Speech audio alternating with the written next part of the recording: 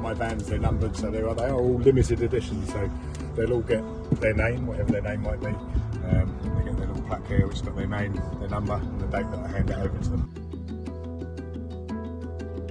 A lot of struggle setting it up really. I mean, yeah, it was a steep learning curve for sure.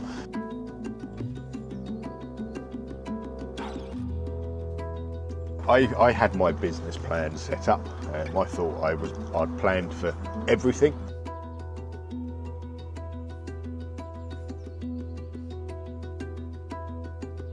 Became apparent quite quickly I'd planned for very little.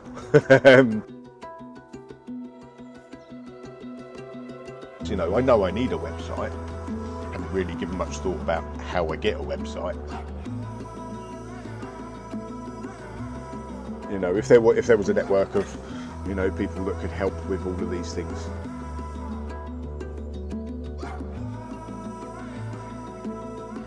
You know, would be an absolute game changer. Same with the social media. Yes, I know I need to put posts up like every couple of days. What do I post? You know, how do I keep it fresh? I only found out recently that you could have people that would actually do your social media for you. Reality is I haven't got the time to do it because I'm so busy building the vans.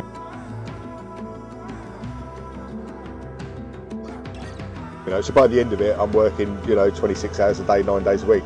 You know, there was some sort of network where, you know, everyone helped each other out. It's like you scratch my back, I scratch yours, sort of thing. Pulse is, I think Pulse is a genius idea. Everybody needs help somewhere.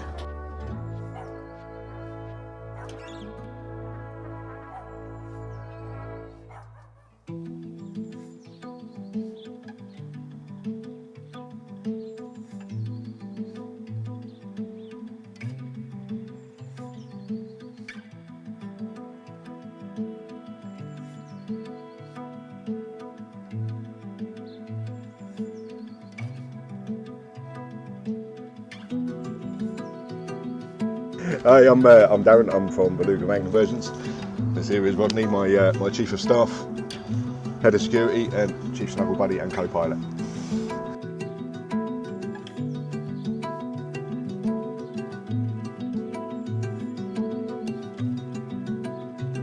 So I build bespoke camper vans from recycled materials, what other people refer to as rubbish. Started out in 2020. Had a plan of building my own van like a lot of people through lockdown. You come to help here, come on, down. Thank you. Yeah, like a lot of people dreamed of building a van, never had the time to do it. Suddenly lockdown happened, had more time than I know what to do with. So I built Bell, as you can see here. It's all it was ever meant to be, build a van for me and disappear off into the sunset. But yeah, put it all on Facebook, Instagram and stuff as I went. You know, people asking me to build theirs, so yeah, my whole world changed on its head after I built this van, which was never part of the plan, but I'm living the plan now and it's wicked, I love it.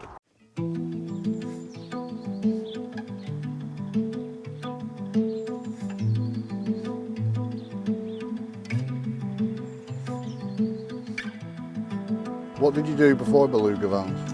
So before Belugas, immediately before I was a roofer. I've done that for quite a few years. Previous to that, I fitted double glazing and built conservatories. I've done a bit of shop fitting, I've run a pub. We've done quite a few years working in retail as a visual merchandiser. Yeah, I've done it all. I've done it all. But obviously, I've been working for quite a few more years than I like to admit. So yeah, done quite a lot over the years. So was a camper van always on the agenda? Was the outdoor world on the road always part of your life? Outside world, yes. I loved, you know, always loved being in the great outdoors, specifically the beach. The beach has always been my happy place.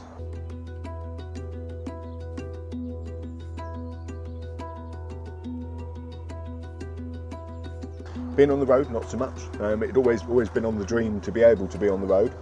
You know, as in with my camper van and just driving into the sunset. But like I said, just so busy with work, you know, doing other things. Never had the time to build it. You know, and the rare occasion I did get a bit of time to myself to do things. The last thing I wanted to do really on the weekends and evenings was get my tools out because I was working on them all day, every day. So, so yeah, it was a dream for a long time, a long time. I think probably a good 10 years or so before I finally made it happen. So, and how did you make it happen? How did you get from starting from nothing to being a full-time business? obviously, the building my own was obviously the beginning. Like I said, that building into the business was never really part of the plan. In fact, it was never even any of the plan. Like I said, that all came just purely from the idea came from just purely from people that had followed me on my journey on Instagram and Facebook with my build. I had a few friends that had asked me to build theirs. They'd watched me building my van, and they were quite excited by it and wanted one of their own. So they were really they were constantly pushing me. You finally found your calling.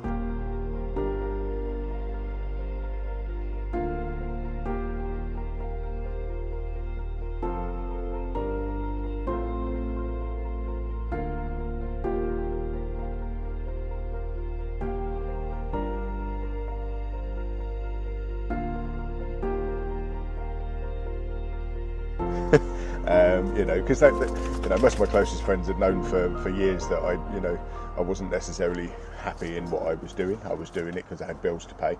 They all knew I wanted to get out. The building game, I didn't really know how.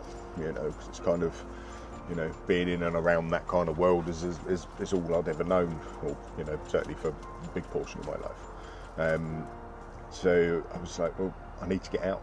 I'm not a young man anymore, I'm struggling with my muscles and everything else. So I was thinking I'm probably going to have to go back to school, maybe university, retrain, all of these things. And then just by accident, like I said, lockdown happened, I built mine, and then it just kind of went on from there, really.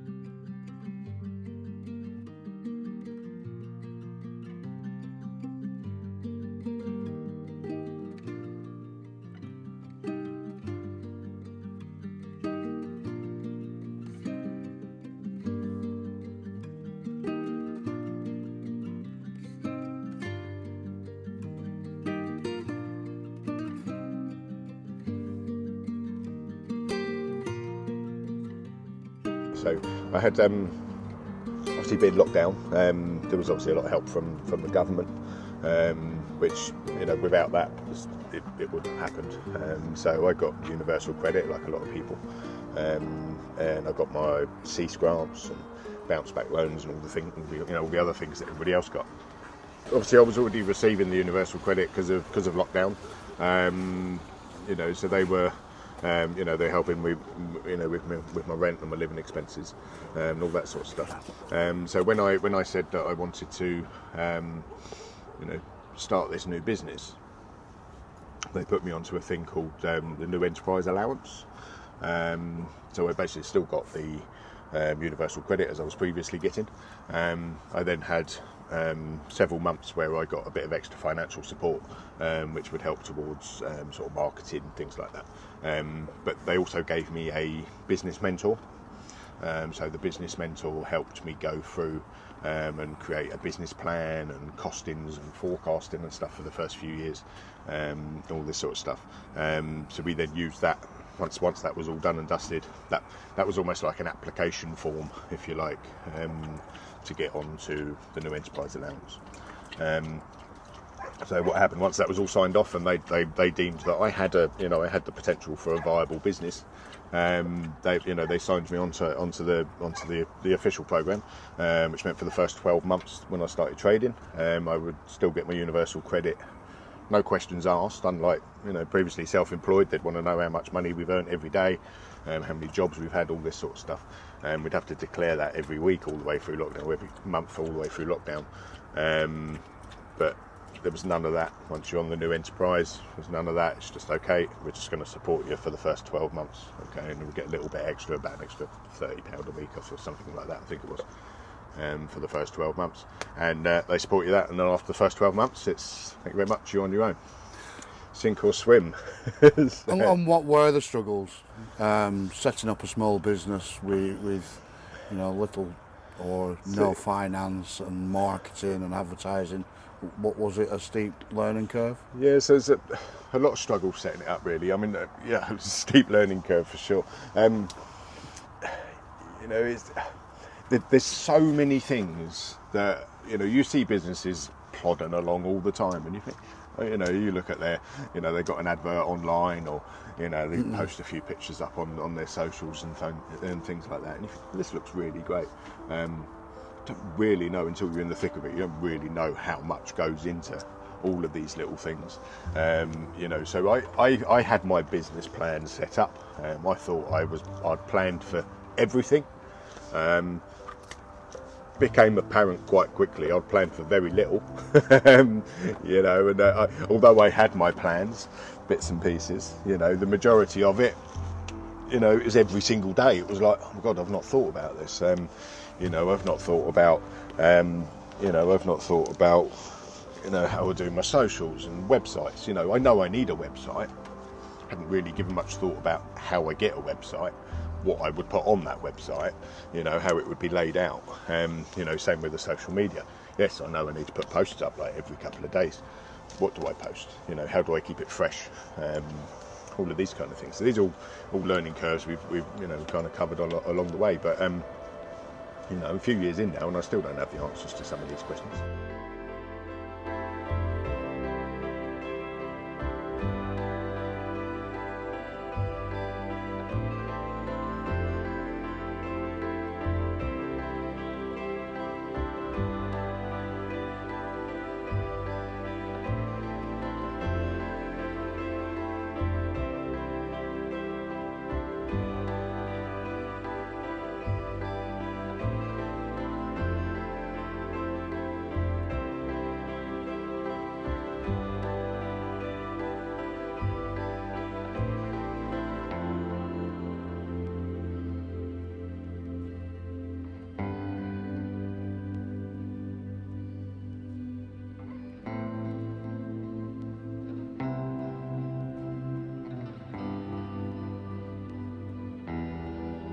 So would it have helped then, and would it still help now, if you had a platform or a network where you could turn to people that you trusted, that you built up a kind of rapport with, a relationship with, to ask for advice? Would that have helped you grow the business quicker? Yeah, absolutely.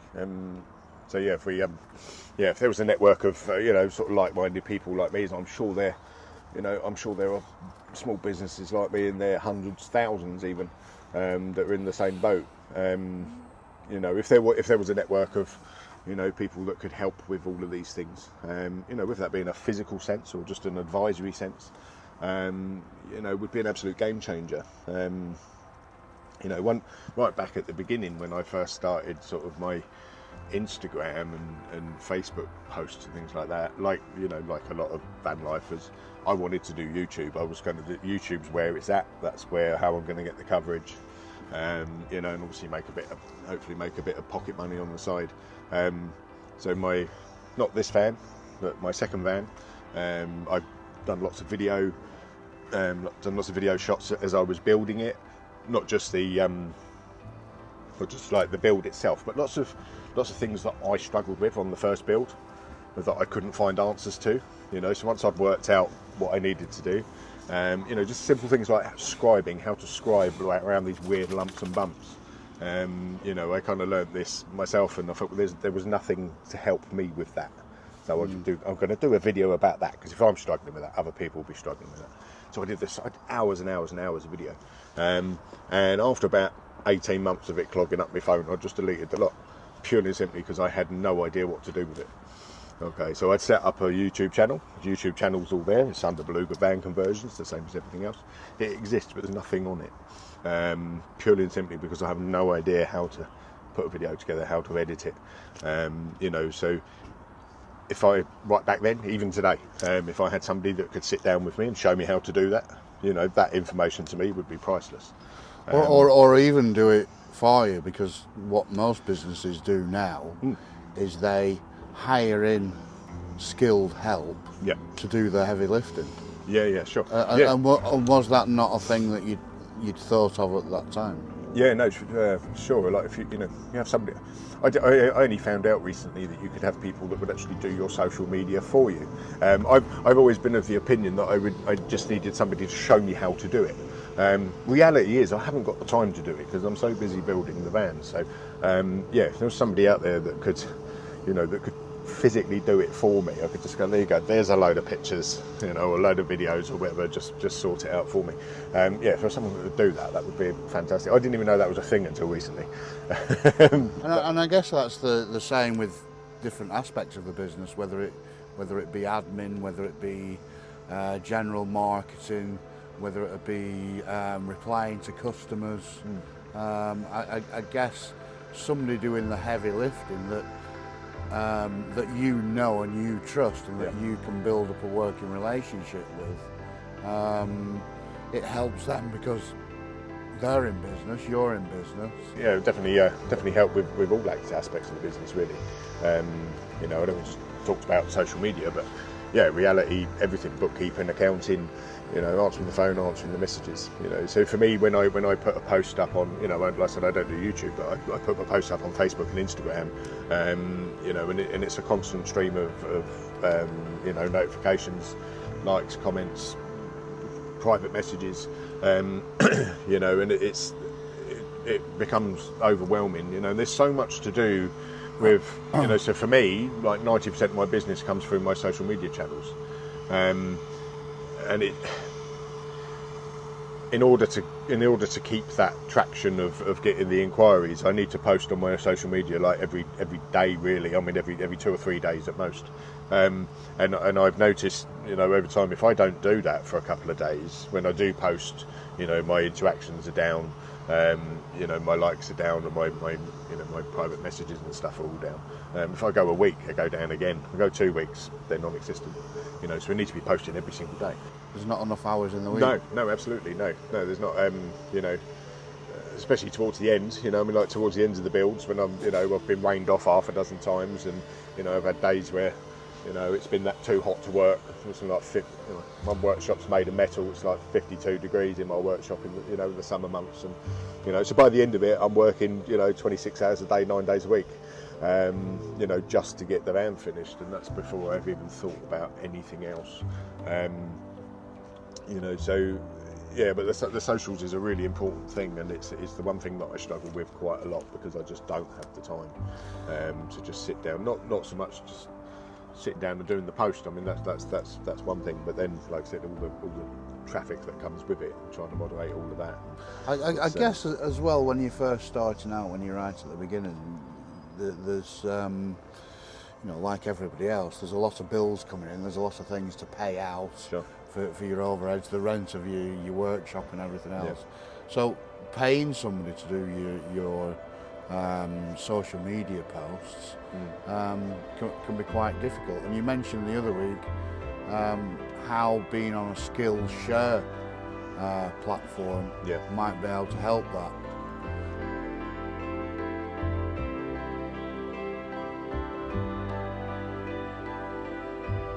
There's a network of people that could help with these things. Doesn't matter what it is, whether it's it might be people that can do the social medias or build a website, or even van builders like myself. Someone can fit a window, or there's so many things out there from a business point that small businesses need, that really need, but they can't necessarily afford to pay for it.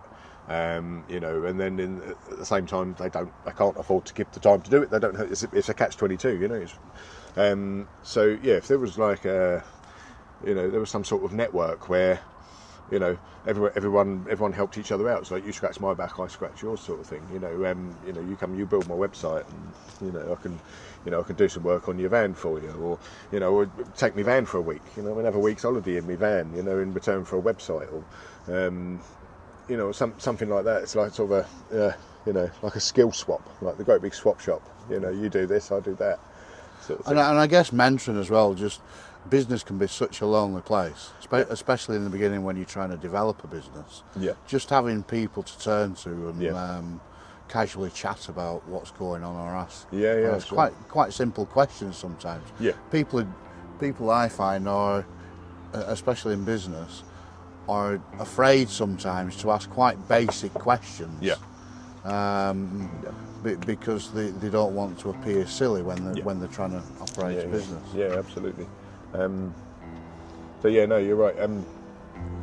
Yeah, just having that network there of, you know, people that are in the same boat just to talk to, really, and just, you know, I said it is very lonely. It's very lonely, and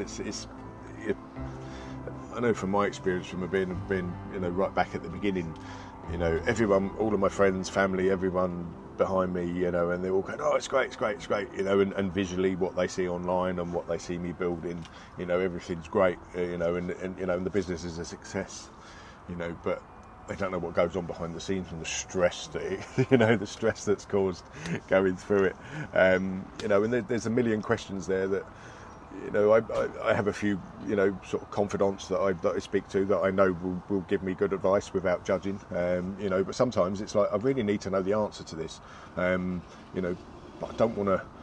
I know a lot of, you know, certainly self-builders and stuff, not from a business point of view, but they'll go onto like van life pages and stuff on Facebook, and they'll ask these questions, you know, as I did when I was building mine, you know, and I'm now at the point where, like, I'm a business now, so I shouldn't be asking these questions. I should know what I'm doing, you know. But as I say, every day is a school day, and here we are now. We're like, you know, sort of 4 or 5 years down the line now, and even now I get questions. I'm like, you know, how do we do this? So yeah, even just having that support there from people that are in the same boat, that you can just ask simple, basic questions, and they can go, so yeah, no, I get what you're saying, mate. Like, you know, I struggle with that. I did this, you know, I did it like this, you know. So that would help hugely as well. And like I said, obviously I don't have staff. You know, the only member of staff I've got is this furry fiend down here. He doesn't say much. You know, he's good support, but he doesn't say much. He's not a lot of use in, you know, for advice. I guess he's cheap though. He is. Well, no, he's cheaper now. I've cut him off his expensive food. He was costing me £150 a month in food when I got him. But he's stopped growing now, so he's all right. Talking of which, cash flow. I would imagine when you're building vans for customers and that's taking time, it's not like you have a weekly cash flow to keep up with the bills. Is that a stress? Yeah, the cash flow is definitely a stress. You know, when I first started the first one, I would take like 50% of the cost up front, which would cover the materials and the first bit of my labour. And then I would take the second lot at the end, you know, which was nice. I got this nice big paycheck at the end, and hopefully it would then coincide with starting another one. So, you know, it was kind of how it first started out. But, you know, it could take me 3-4 months to build a van, so that's a long time between paychecks. You know, especially when that first one you get mostly is going on materials. You know, so I've changed it, tweaked it a few times as we've gone along. You know, and now we get like half up front, we get 25% halfway through, and then we get 25% at the end. You know, the one at the end is the important one, because that's the one that's mine. Okay, that's my money for, you know, everything up to that point is literally just running costs, materials. And again, I still go 3 months for my money, you know, which is a lot more tricky. But it's, you know, it's easier to do it that way than it is to go months without anything. Do you know what I mean? Because like, obviously, my rent on my workshop's got to be paid monthly. My bills on the workshop have got to be paid monthly. My tax, my insurance, all of this sort of stuff. So yeah, getting big chunks of money, it's lovely when it goes in the bank and you think, oh great, got all this money. But reality is, once you break it down, it's very difficult to, you know, budget for over such a long period of time. You know, and when you've got another one booked in, it's obviously a lot easier. You know, but if your next project pulls out, you know, that's the next 3-4 months worth of finances screwed. It's just like the mad rush to get someone else in there. Do you know what I mean? So there's a lot of negotiation there with customers. Absolutely, yeah. There's a lot of to-ing and fro-ing. Yeah. Phone calls, discussing the build. Customers often want changes, which can prolong the length of time that the build takes. Yeah. So there's a lot of work that I guess sometimes you just think to yourself, I build vans, that's my job. Yeah. if I had somebody else to do the rest of it, Yeah. negotiate with the customers, pick up the phone, talk to a customer, you could just concentrate on getting the van out on time. It would definitely help to have somebody that I could, get to do all of those kind of things. It's like a secretary, if you like. That would be great. Because as it stands, I quite often or not, I'm in the workshop at 6-7 o'clock in the morning. I'll be there till 6-7 o'clock at night, building the van, and then I'll go home and I've got to do my invoices, and I've got to price up my next job, and I've got to, and I've got to do my social medias, and I've got to do my bookkeeping, and quite often or not, I'm still sat there in front of my laptop at 10-11 o'clock at night. This is like 7 days a week. It never stops. Like here now, I'm at the Overland Van Life and Overlander celebration now. I'm off to another festival tomorrow. I've got my laptop in the front, so I can sit and catch up on all my paperwork and my books and everything while I'm sat in the field next week. It's supposed to be my week's holiday, but yes, I'm having a week off out the workshop. It's great, but it's the first time in I don't know how long where I've had an opportunity to just sit and do nothing. And of course, do nothing means do some work that I don't have time to do at home.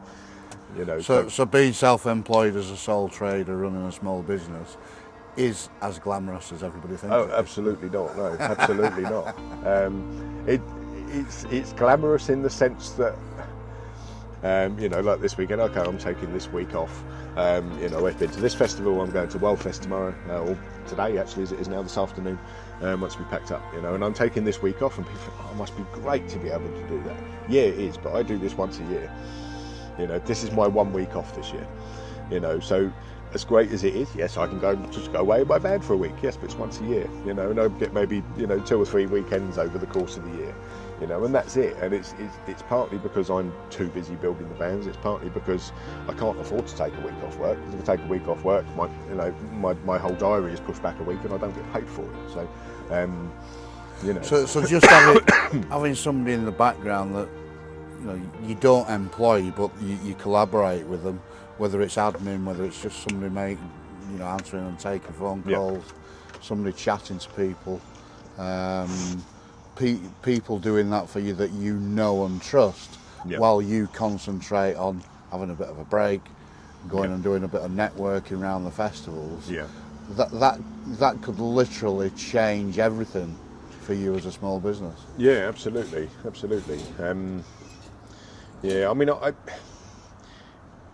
It's tricky for me because I've had a few people that have offered to help with certain things. Obviously they wanted paying, but it's a bit tricky one for me because I know what I need to do. I know I need to get help from other people, but business is mine. Do you know what I mean? And one of the things that I think, at least, one of the things that makes my business what it is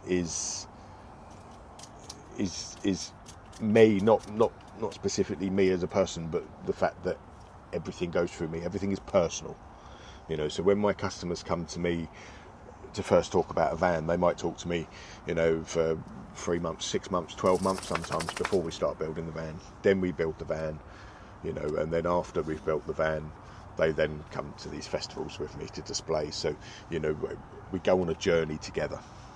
And that's part of your unique selling point. Yeah, exactly. The journey is everything, So if you take me out of that equation and put someone else in, how does that work with the journey, and the personal touch? Do you know what I mean? So it really is about having people that you can trust. Absolutely. In the background, doing the more mundane stuff like admin, and being able to give people tasks that's gonna give you more time to be personal with your customers and that process. Yeah, absolutely. Where are you today? Where's the business at today, 5 years on? Well, we're still here. I'll be honest, when it first started off, I was like a lot of people, especially in not just business, but specifically van life related business. As most of you probably know, van build companies were popping up left, right, and centre through lockdown, and like everybody, I had the same reservations of, can I do this? Can I make it a success? is the bubble going to burst? Is it going to be, you know, a long-term thing? You know, and I think the reality of that is, yes, it has burst a little bit. It's certainly not how it was when I first started. It was just constant, you know, constant inquiries for everything, vans to solar panels to, you know, diesel heaters, you know, whatever it was. And it was just constant, non-stop. And it certainly slowed down. But I think it's slowed down in the sense that, you know, sort of like the newer people coming into van life, there's not as many. But, you know, I think the community itself is getting stronger and stronger. You know, as you come to these festivals here, you know, everyone helps everyone, and it's great. And to, you know, from a business point, to have this, you know, have this ready-made kind of network of people that can help with all of these things, would be great. So I think, going back to what we were saying earlier about not having time for my social medias and things like that, you know, sort of back when we're in the height of lockdown and the height of the van life explosion, if you like, you know, I was posting every single day, you know, and I was getting huge followings, huge interactions and stuff. But as time's gone on with the building, you know, I'm posting less and less. My interactions are getting less and less, you know, and my inquiries are getting less. I've still got plenty enough to keep me going. You know, and it is quite nice to, you know, for it to have, you know, taken the edge off of that, because it was, you know, it did become almost intolerable at one point with just so much, just bombarded, you know, just get completely overwhelmed with, you know, with the comments and the questions, and, you know, so it's quite nice in the sense that it's scaled back a little bit, and, you know, managed to, I can take a bit more time with the people that do inquire. But like I said, I don't know how much of that is down to, you know, is down to the climate itself, as just, you know, things have changed. How much of that is down to the fact that, as I know, I don't post on my socials anywhere near as much as I should. You know, in fact, I think it's probably about a year now since I've posted regularly. And what's the future for Beluga vans? Where in an ideal world would you like to see Beluga vans in another 5 years? The plan has always been, I've always said, so through my working life, I've always said that I would retire when I was 50. Okay, never had a plan as to how I was going to retire. I'm just like, always assumed I'd win the lottery or something, you know. And I'll say I'm 50, I'm done. I actually have a fairly viable plan now, I think. And so obviously right now I build them for other people. My plan is over the next sort of 5 or 6 years is to build a fleet of vans that I can rent out and take to the shows and all of this sort of stuff, and earn my money from that. So that then each year, I'll still build a van each year, but it will be built for the fleet. So I'll build one each year to replace the older one of the fleet. You know, and I'll have a whole year to just graze along and take my time and, you know, proper put some love in. You know, and it will be built how I want to build it.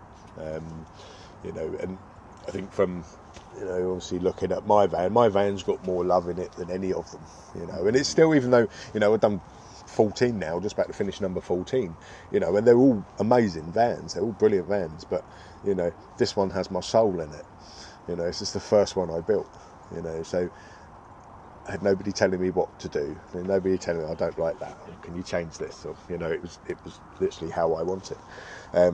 So, you know, having a fleet that I can rent out, I have a whole fleet all, you know, with the same love and everything that's gone into this one, because it will be mine.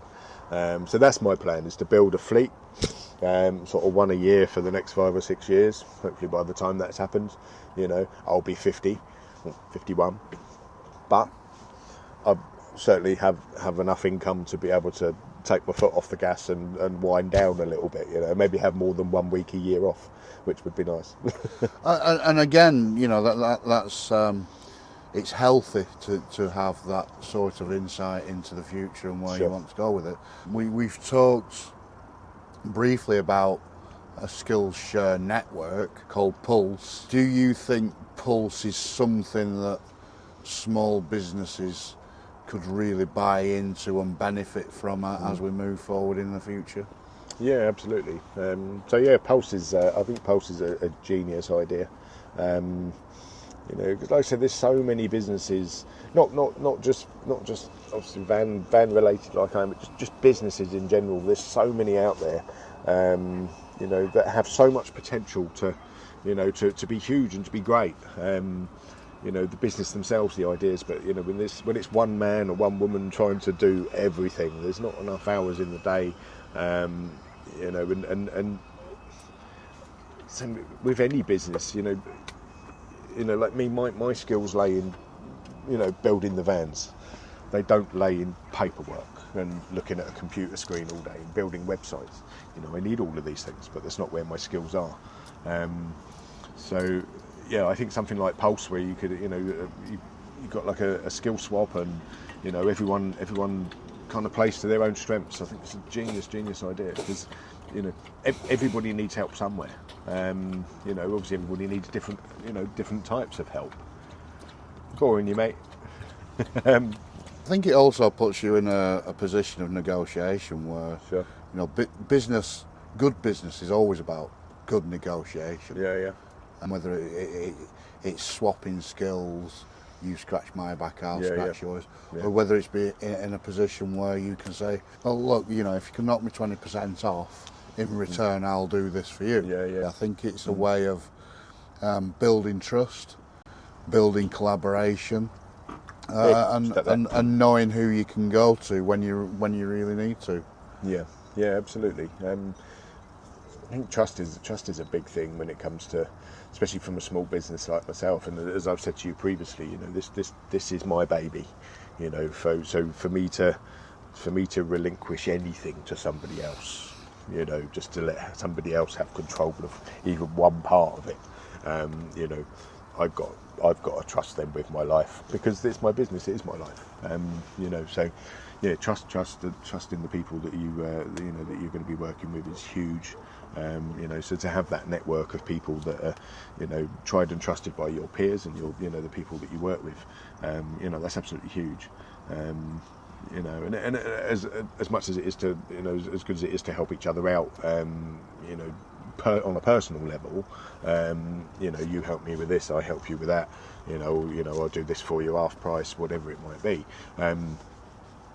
You know, just it then goes obviously above and beyond that, because you know, if somebody's done a great job for me, if I've done a trade of time and skills with somebody, you know, no money's changed hands, or very little money's changed hands, because we're looking after each other. You know, I mean, that's great for us. But then when somebody comes to me and says, "Oh, we need a website building," I know exactly who you need to speak to this man. He can then charge them full whack. You know, the same as someone goes to him and said, "Oh, do you know anyone that can build me a van?" Yeah, I know exactly who can build me a van. They said, you know, so it kind of creates this word of mouth, and you know, and so not just trust amongst ourselves, you know, but the trust to recommend and you know, and help everybody else in that sense as well. So, yeah. Darren, thanks for that. We've spoke previously, and we've also spoke about doing more of this. Sure. And bringing more people in. I mean, for now, wish you all the best. Definitely going to keep in contact. Absolutely. We'll definitely see more of you in the future. Sure. Just to finish off with, how do people get hold of you? How do people get hold of me? Depends. It depends where I am. Okay, so normal day-to-day life, you can get me via my Facebook page, and it goes straight through to my WhatsApp. Okay, out of hours, weekends, Facebook Messenger. Okay, WhatsApp comes through to my work phone, which is turned off as soon as I walk out of the workshop, and not turned back on until the following morning. So the Facebook Messenger, that comes through to my personal phone, so I can't avoid that one. Okay, assuming I'm logged into my work one, of course, which I do try and flick between the two. So, yeah. Darren, thanks very much. You're very well. We'll speak again soon. Cheers, thank you.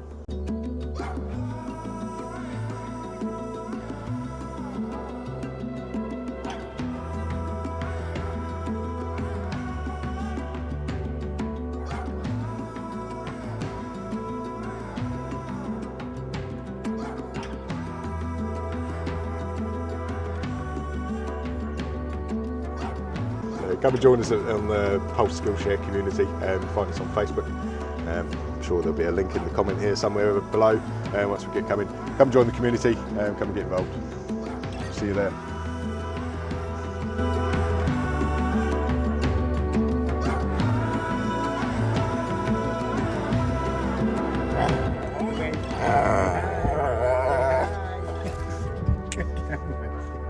Sweet. Yes. Yes. I know, mate.